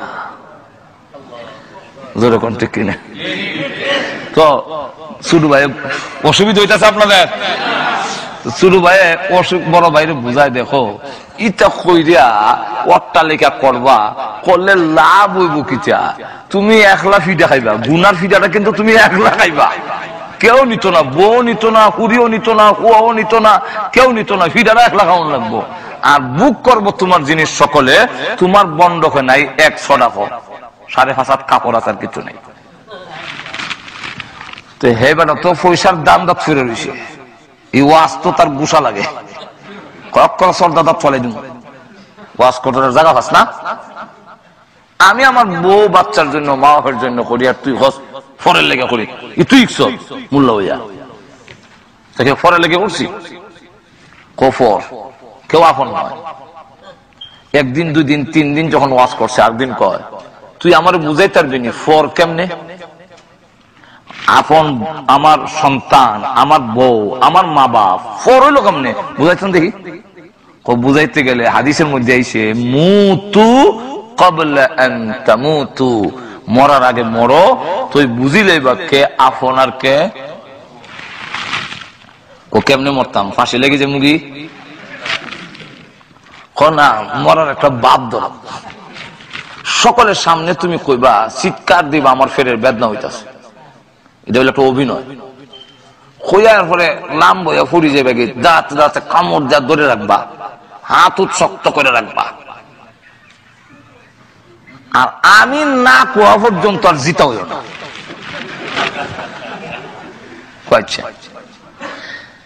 হঠাৎ করে হ্যাঁ অভিনয় করে বেড়া ঘুরে গেছে, দাঁত কামড় দিয়া শ্বাস ফালায় না। এখন তো সবে ডাক্তার ডুক্তার আইনা লাগায়, কবিরাজ লাগায়, কোনো কাম হয় না। কেন কাম হয় না? হ্যাঁ বেটার তো রোগই নাই, ঠিক কিনা? এখন আব্বা কান্দে, আল্লাহ সিরিয়াল তো আমার আসিল, আমার ফুয়ারে নিলা কেনে। মায় কান্দে, আল্লাহ আমার ছেলেরে না নিয়ে যদি আমার নিতা কত ভালো আসিল। বউ কান্দে, সোনার জীবন বিফলে গো, সোনার জীবন বিফলে, সোনার জীবন বিফলে। ছেলেরাও কান্দে, সবে কান্দে। তার কাছে গিয়া কয় যে তুই যে এত খালি মসজিদে গিয়া আওয়াবিন একসাথ চাষতের নামাজ আর জিকির আজকাল ফরজ মাদারাত করলে কোন দোয়া খালাম শিখছ না, একটা কুদেস না। এখন দোয়া তো শিখছি, খুব গরম দোয়া আমার কাছে আছে, লাগা গরম দোয়া, এমনি একটা হু দিছে দিয়ে কে দোয়া করবো? খুব বেদনা তো আমার আতয়ে করছে, ব্যথা বেদনা এখন আমার আতয়ে করছে। যার উপরে ফেলামু ওই মরবো। তবে মরার সম্ভাবনা আছে, মরতেও পারে নাও মরতে পারে, মরার সম্ভাবনাটা বেশি। আর বায়ু উঠে যাবে, কত দোয়া তো আসলে গরম, গরম হয় কইও। এখন কয় আব্বা আমার আত্মার বেশি সব রাখতাম পারতাম না। আব্বারে ওয়াজ করে, আব্বা এই পৃথিবীতে আকাশের নিচে জমিনের উপরে আপনার চাইতে দরদি সন্তানের জন্য পুরুষের মধ্যে আর কেউ নাই। পুরুষের মধ্যে বাবা হইল সবচেয়ে বেশি দরদি। আপনি বলছিলেন সিরিয়াল আপনার, এখন আপনার উপরে ফেলাই দেই, মরতেও পারেন নাও মরতে পারেন, তবে মরার সম্ভাবনা বেশি। এমনি আব্বা চকুল্লা দেখ, একটা মরে ইডুই বালা, আর একটা মরে লাভ নাই। হায়াত না থাকলে কিন্তু তুমি জোরে রেখা দিলে বা। এখন আপনারা কি মনে করেন বাপ কি বেদনা নিতে রাজি হইছে? আর একটু জোরে কন।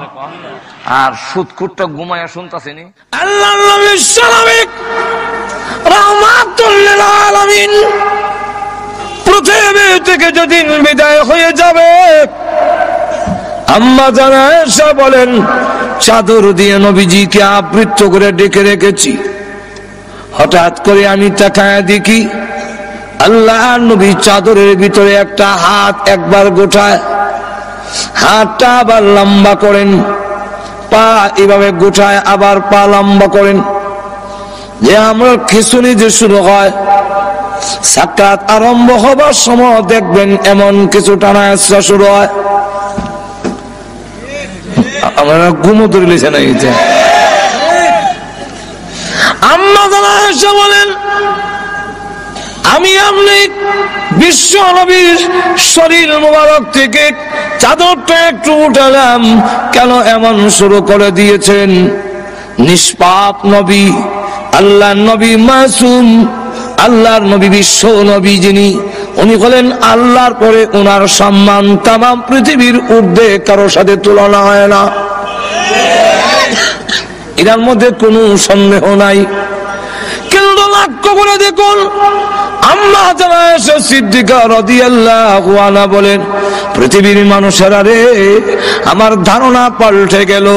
আমি যেই মাত্র আল্লাহর নবীর শরীর মোবারক থেকে চাদর সরালাম, এমনি তাকায়া দেখি নবীজির মাথা মোবারক থেকে নিয়ে পা মোবারক পর্যন্ত এমন কোন পশম মোবারক নাই যেখান থেকে আল্লাহর নবীর ঘাম বের হয় নাই। আমার ধারণা পাল্টে গেল। নবীর যদি রহ তাহলে আল্লাহ যে বলছেন কুল্লু নাফসিন যায়িকাতুল মাউত, এই আয়াত 100% ঠিক। একটু জোরে কর না। হঠাৎ করে নবীজি ডেকে বলেন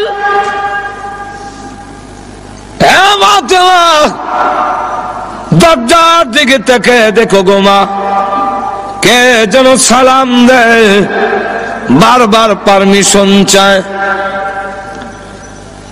হযরত ফাতেমা রাদিয়াল্লাহু আনহা দরজার দিকে তাকালেন, আজরাইল তো দেখা যাওয়ার কথা না।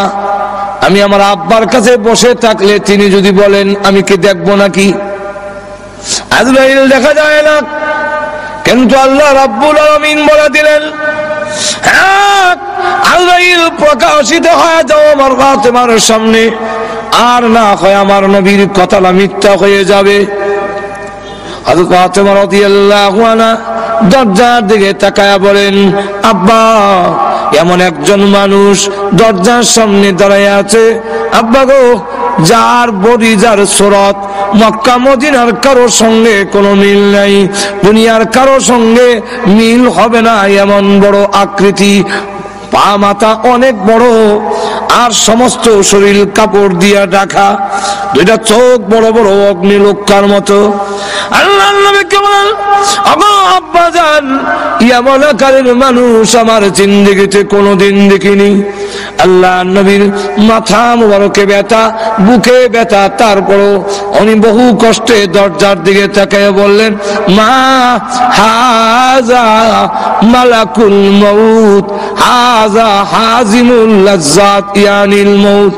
ও মা, তিনি হলেন আজরাইল, মালাকুল মউত, তিনি হলেন দুনিয়ার সমস্ত স্বাদ কর্তনকারী, যিনি দুনিয়ার সমস্ত স্বাদ মজা কেটে দেয়, সেই আজরাইল গোমা হাজির হয়েছে।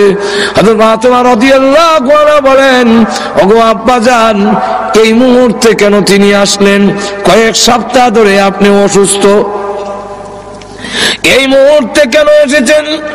আমার বলবার বাকি নাই, আপনাকে নেওয়ার জন্য এসেছেন। না, পারমিশন দিব না, অনুমতি দেওয়া হবে না আপনার এই ঘরে ঢোকার জন্য। হ্যাঁ আব্বা, আপনি পৃথিবীর থেকে বিদায় হয়ে গেলে আমি কোথায় যাব? কার কাছে দুঃখ প্রকাশ করব? হাসান হোসেন কার কাছে গিয়া প্রবোধ নেবে? না, পারমিশন দিব না। আল্লাহ নবী রেখে বলেন, ও ফাতেমা, দরজা বন্ধ করে রাখতে পারো, কিন্তু জেনে রাখো আজরাইলকে ফিরায় রাখা সম্ভব নয়। মাগো, কারো পারমিশন নেয় না, কারো ঢোকার জন্য আজরাইল অনুমতি নেয় না। এটা আমার সম্মান, এটা আমার মর্যাদা, আমার অনুমতি নিয়ে ঢুকতে চায়। অনুমতি যদি না দাও, সে কিন্তু অনুমতি ছাড়া ঢোকার পারমিশন তাকে আল্লাহ দিয়ে রেখেছেন। সুতরাং পারমিশন দিয়ে দাও, অনুমতি দিয়ে দাও, জানায়া দাও আমি বলেছি ঘরে ঢোকার জন্য। আজরাইলকে যখন অনুমতি দেওয়া হলো, তিনি এসে বলেন, আসসালাতু ওয়াসসালামু আলাইকা ইয়া রাসূলুল্লাহ, আল্লাহ আমাকে পাঠিয়েছেন, আপনি যদি যেতে চান গো আপনাকে নিয়ে যাব, থাকতে যদি চান আল্লাহ হায়াত বাড়ায়া দিবে, কোনটা করবেন? আল্লাহ নবী বলেন, তুমি অপেক্ষা করো, যাব কি যাব না এখন বলবো না, হাত্তা ইয়াতিয়ানি জিবরাইল, জিবরাইল আমার কাছে আসার আগ পর্যন্ত তুমি অপেক্ষা করো। জিবরাইল আসার পরে আল্লাহ নবী রেখে বলেন, জিবরাইল, আজরাইল বলে আমার নাকি যাওয়ার সময় হয়ে গেছে, তোমার মতামত কি? জিবরাইল আলাইহিস সালাতু ওয়াস সালাম তখন কোরআন শরীফের একটি আয়াত তিনি পড়লেন, ইন্নাকা মাইয়িতুন ওয়া ইন্নাহুম মাইয়িতুন। ওগো নবী, আল্লাহ আগেই বলেছেন আপনিও মরণশীল, তারাও, আপনার দুশমনরাও। আমার মা বুঝুনি কেন জানি, কিছু হা না কর না কেন? রাসূলকে বলতেছেন, ইন্নাকা মাইয়িতুন ওয়া ইন্নাহুম মাইয়িতুন, আপনিও মরণশীল, আপনার দুশমনরাও মরণশীল। আল্লাহর নবী বুঝে ফেললেন জিবরাইল ইঙ্গিত দিয়েছে চলে যাওয়ার জন্য। নবীজি কান্দেন। জিবরাইল ডেকে বলেন, ইয়া রাসূলুল্লাহ, ইয়া হাবিবাল্লাহ, আপনি আপনার বন্ধুর দরবারে যাবেন, রফিকে আলা, পরকালে আপনার নাজ নেয়ামত ইহকালের চাইতে আরো অনেক বেশি। ওগো নবীজি, সম্মান বেশি হবে, আপনি কান্দেন কেন? নবীজি বলেন, জিবরাইল, আমি আমার জন্য কান্দি না। কার জন্য কাঁদছেন? ফাতেমার জন্য। ফাতেমাকে আল্লাহ আগেই তো আপনার মধ্যে সুসংবাদ দিয়েছেন, জান্নাতের সর্দারনি হবে। নবীজি বলেন, না, আমি ফাতেমার জন্য কান্দি না, হাসান হোসেনের জন্য কান্দেন। হাসান হুসাইনকে সুসংবাদ দেওয়া হয়েছে তারা জান্নাতের যুবকদের লিডার হবে। নবীজি বলেন না, হাসান হুসেনের জন্য কান্দি না, কান্দি আমার গুনাহগার উম্মতের জন্য। জিবরাইল বলেন, হুজুর উম্মতের জন্য কান্দার দরকার নাই। তখন নবীজি আপনি কেন কান্দেন? আপনার উম্মতের নাম ঠিকানা সহ সবগুলো আপনার রওজাতে পৌঁছাইয়া দেওয়া হবে। নবী যাওয়ার দরকার হয় না, বিশ্ব নবী কোথাও যাওয়ার প্রয়োজন নাই, দুরূদ আর সালাম আনার জন্য নবী যাওয়ার দরকার নাই। কারণ নবী কেন নিবেন, নবী কেন আসবেন? আমার ডাকে নবী আসবেন। যদি আমি দামি হই তাহলে আমার ডাকে আরেকজন আসবে। ঠিক কিনা? হুজুর যদি ডাক দেখে এদিকে আইব, এখন কি আপনারা কইবেন হুজুর এদিকে?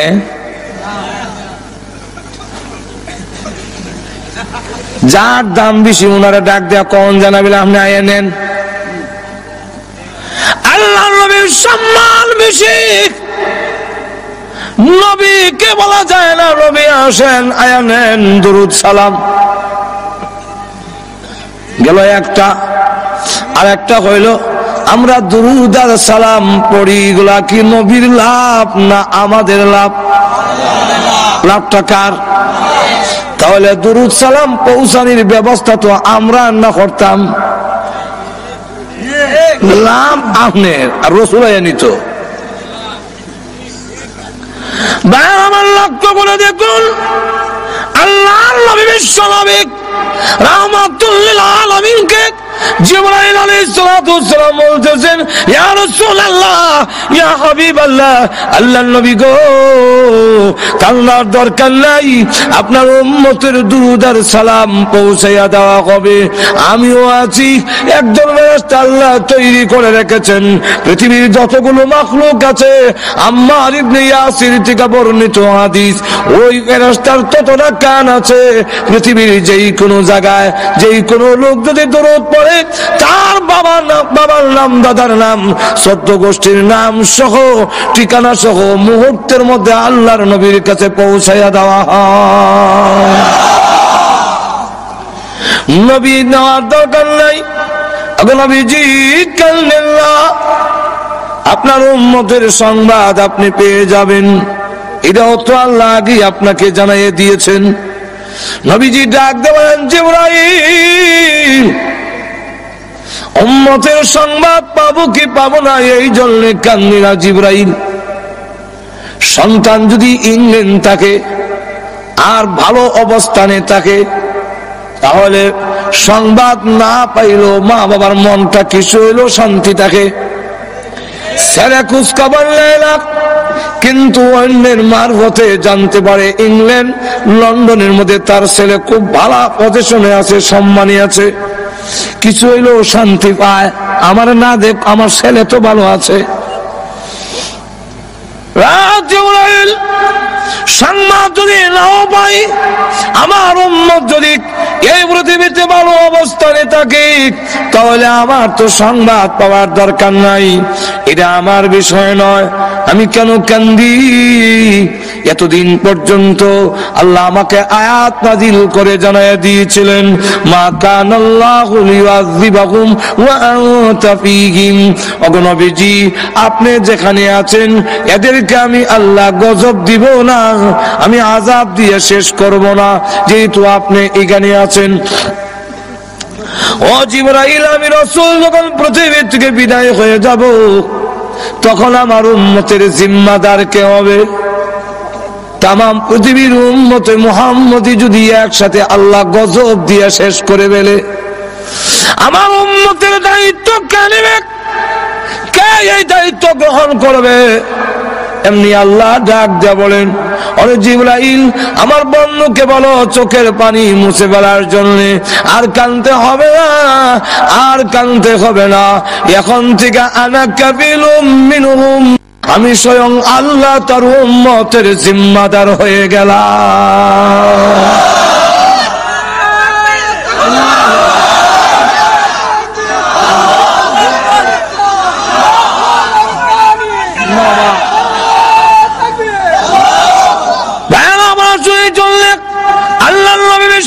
মালিক রাহমাতুল লিল আলামিন তখন ডাক দিয়া বলেন, ওরে জিবরাইল আজরাইল, এবার আমার রূহ তুমি বের করো। এমনি জিবরাইল আজরাইল যখন নবীজির সিনা মুবারকে হাত রাখলেন, ফি কবজির রূহিহি, রাসূলের রূহ মুবারক কবজ করবেন। আল্লাহর নবী জিজ্ঞাসা করেন, আজরাইল তুমি আমার বুকে হাত রেখেছো, মনে হয় যেন উহুদ পাহাড়টা আমার বুকে রেখে দিয়েছো। আজরাইল বলে, আল্লাহর নবী এত সহজে কারো রূহ বের করি নাই, কোনদিন করব না। এরপর এরকম আল্লাহর নবী বিশ্ব নবী রাহমাতুল লিল আলামিন একটি পাত্রের মধ্যে হাত ভিজায় মুখের মধ্যে মালিশ করে আর বলে, আল্লাহুম্মা বির রাফিকিল আলা, আল্লাহুম্মা ইন্নী আউযু বিকা মিন সাকরাতিল মাউত ওয়া গামারাতিল মাউত। মরণ বুঝি এত কষ্ট বুঝি মরণ। সাকরাতের যন্ত্রণা থেকে, মৃত্যু যন্ত্রণা থেকে কেউ রেহাই পাবে না, সকলেই মৃত্যু যন্ত্রণা ভোগ করতে হবে, জানবীর করতে এত কষ্ট হবে। আর আল্লাহ রাব্বুল আলামিন কোরআনে উল্লেখ করে দিয়েছেন, ওয়ান্নাজিআতি গারকা والنازعات غرقا والناشطات نشطا سلام قولا من رب رحيم।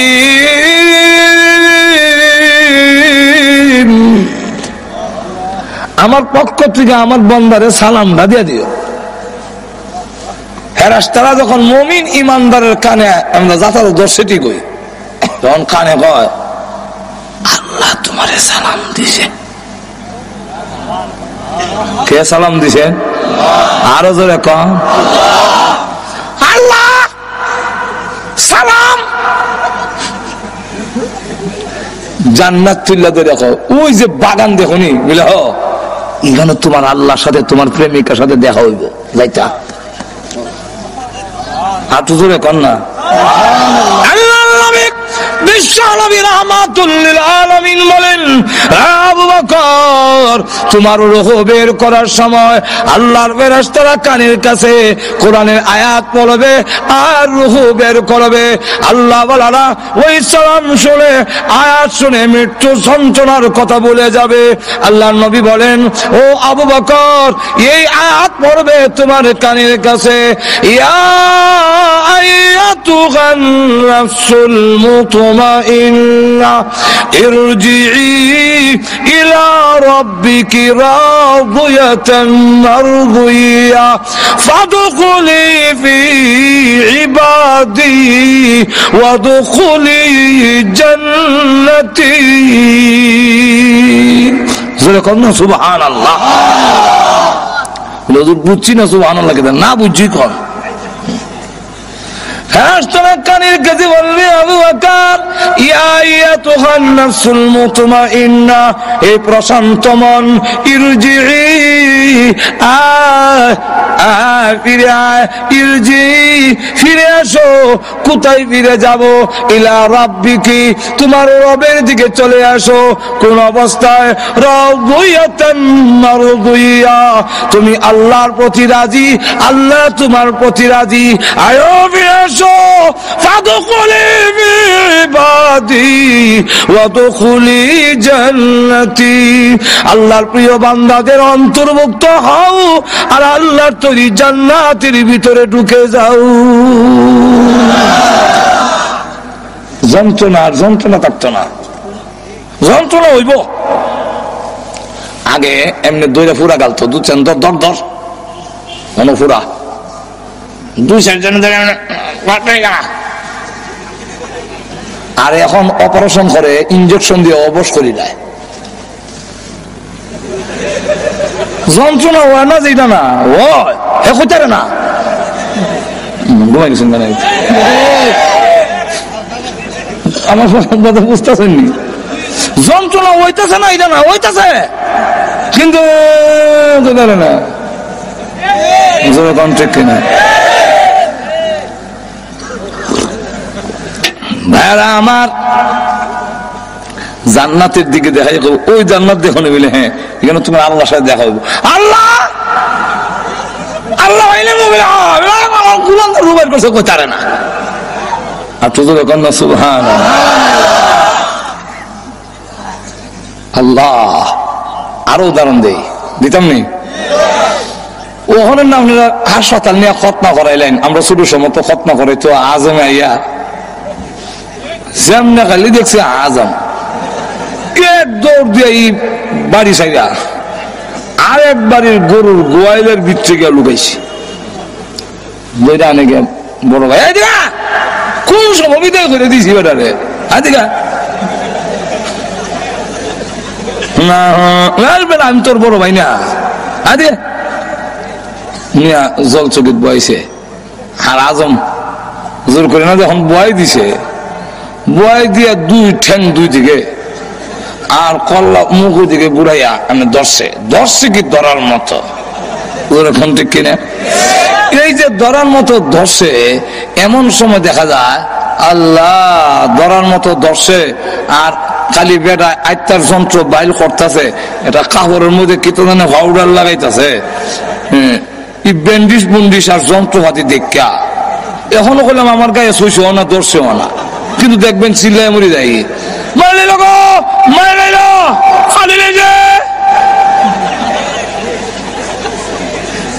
আর যে ধরছে এখন কইতাছে না না কিচ্ছু লাগবে না কিচ্ছু কোনটা না এই দেশে মা ঘর থেকে ডাক দিয়া কয় আমার ফোয়ার মেরে নিবে, আমার তোর মা থাকতে কে রে তোর রকম ভালো লাগে না, বুঝে খুব ভালো করে।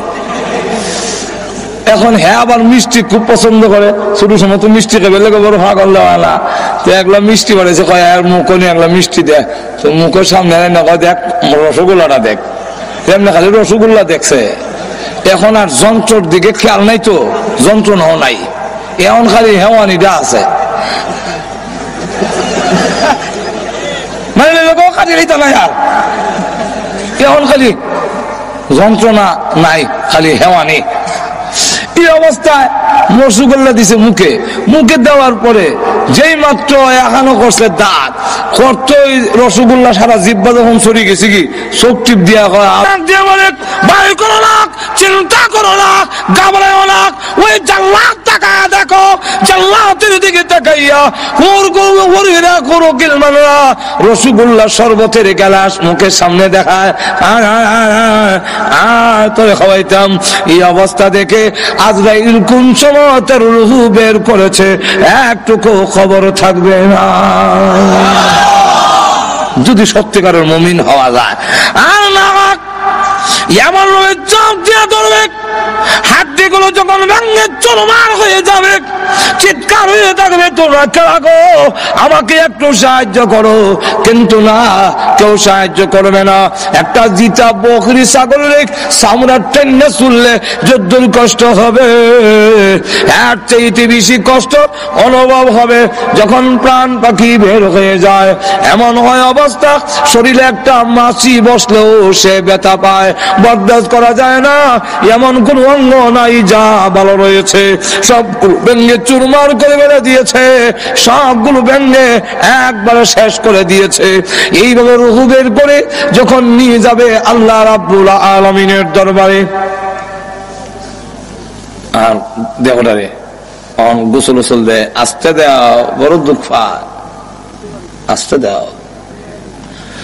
ওই অবস্থা যদি দেখে বলে তোমরা কারা গো, দাও আমাকে তাড়াতাড়ি কবরে নাও, কবরে নিয়ে যাও, কবর আমার জন্য বড় আরামের ঘর, তাড়াতাড়ি নিয়ে যাও। আর যদি গুনাহগার হয় ডেকে বলে আমার নিও না, বিদায় দিও না। এই দেহটাকে কবর নিয়ে শুয়ে দিলে আযাবের কোনো সীমা থাকবে না। কবরে যখন নিয়ে যাক, কবরের আযাব থেকে কেউ রেহাই পাবে না। আল্লাহর নবী বিশ্ব নবী রাহমাতুল লিল আলামিন বলেন, কবরের আযাব থেকে যদি রেহাই পেত আমার সাদ ইবনে আবি ওয়াক, আমার সাদ ইবনে মুআয রাদিয়াল্লাহু আনহু রেহাই পেত।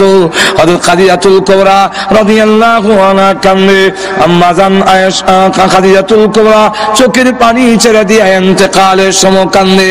আল্লাহর নবী জিজ্ঞাসা করেন, ও খাদিজা কেন কাঁদলো? কান্দি কারণে আমি পৃথিবীর থেকে বিদায় হয়ে যাবো গো নবীজি, কিন্তু ভয় লাগে, কবরের কোনো সামান নাই, কোনো প্রস্তুতি নাই, কি নিয়ে কবরে যাব গো নবীজি, ভয় লাগে।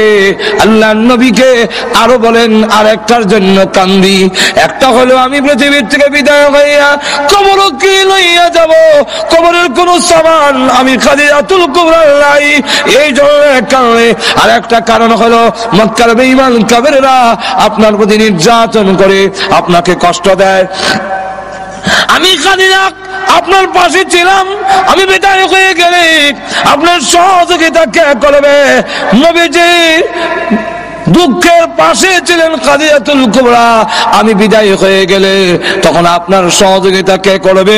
ফাতেমা রাদিয়াল্লাহু আনহা এই সময় ছোট ডাক দিয়ে বলে, মা আপনি কাঁদলেন না, আপনি বিদায় হয়ে গেল, আমি ফাতেমা আব্বার সাথে আছি, জীবন যেতে পারে, আমি আমার বাবাকে ছেড়ে দূরে যাব না।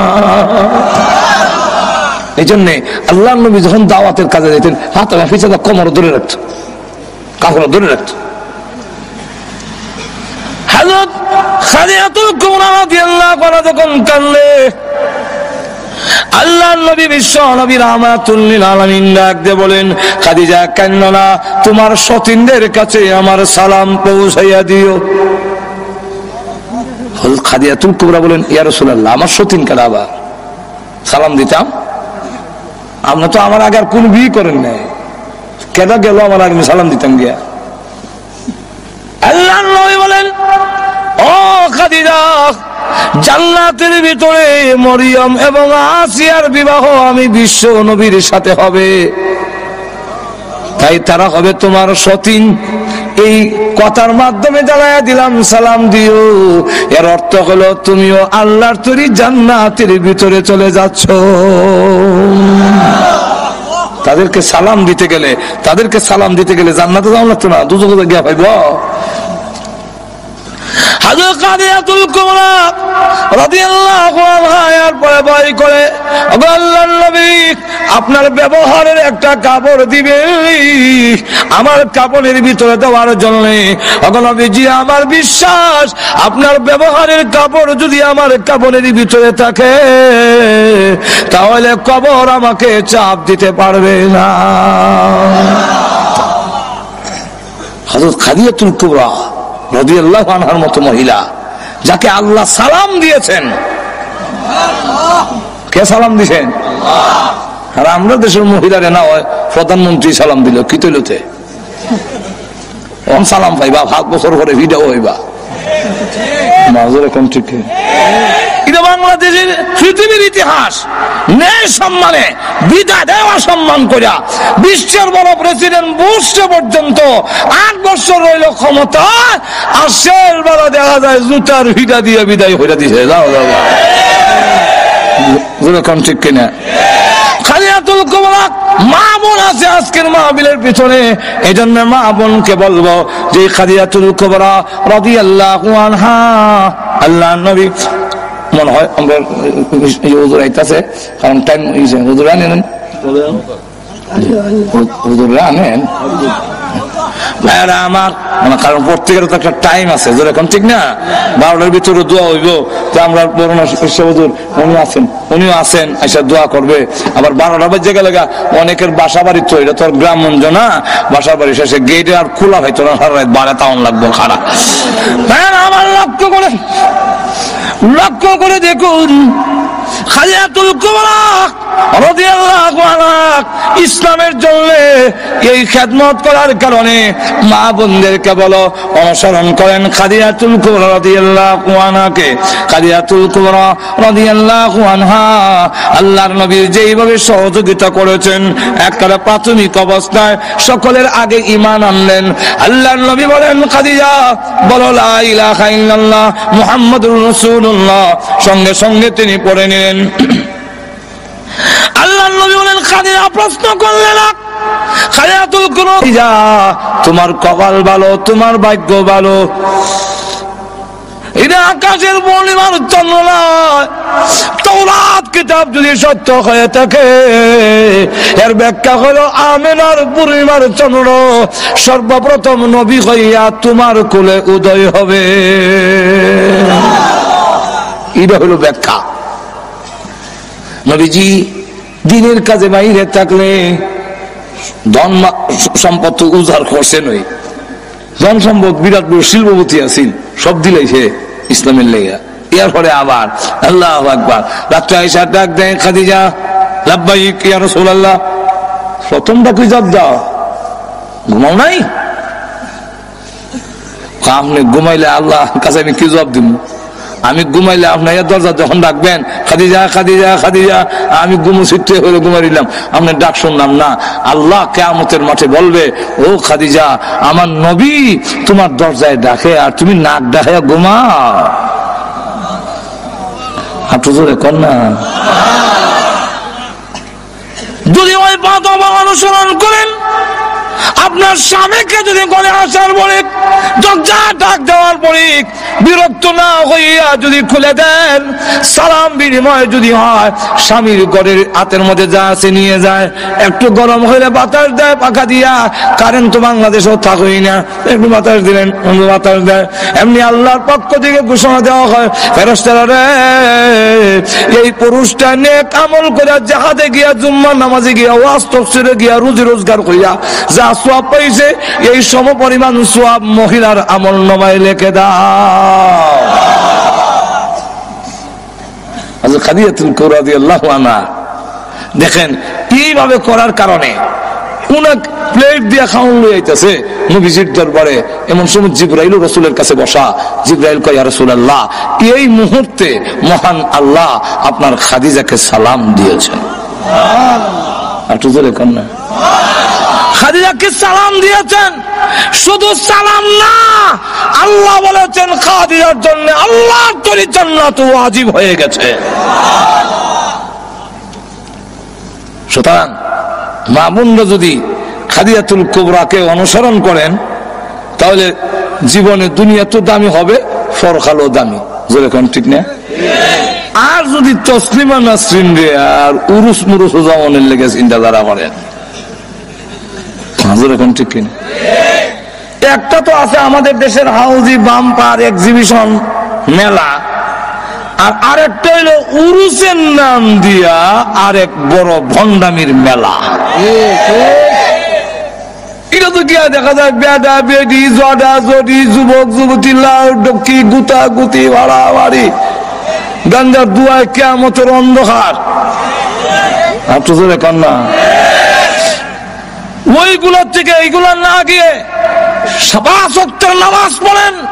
আল্লাহ রাসূল বলেছেন, ইদা সাল্লাত খামসাহা, 5 ওয়াক্তের নামাজ আদায় করেন, সামাত শাহরাহা, রমজান মাসের রোজা রাখেন, আসরাত ফারজাহা, পর্দা করেন, ওয়া আতাত বালাহা, স্বামীর কথা মেনে চলেন, ফাল তাদখুল মিন আই আবওয়াবিল জান্নাতি শাআত, আপনি যে কোন দরজা দিয়ে ইচ্ছে 8টা বেহেশতের প্রত্যেকটা দরজা খোলা থাকবে, যে কোন দরজা দিয়ে ইচ্ছে আল্লাহর তৈরি জান্নাতের ভিতরে প্রবেশ করতে পারবেন। আর আপনারা খালি এত মহিলারও কইলাম, হেরা করবো খালি বেড়াইতে রকম, আমরা দেশের বেড়াই নোবালা না। আর তো জোরে কন না, সারা জীবন সাহেব বউরে গোলাম বান্দিনী লাগান, দাসী বান্দির লাগান রাখতো, আওয়াজ করো আমি জামাই। এই সিস্টেম ইসলাম মানে না। আর তো জোরে কন না, এই সিস্টেম ইসলামের মানে না। একজন বান্ধবী এবারে থাকবেন আপনি নবাব নাসরুল্লাহ থাকবেন ইরার নাম যদি সালাম হয় তাহলে তো আমরাও কিছু কদম বসি করম দরকার বউ করবো মনে করেন 29 দিন আপনি একদিনও তো বউর ভাও ধরে কইতেন বিলাও তোমার অর্ডার ধরে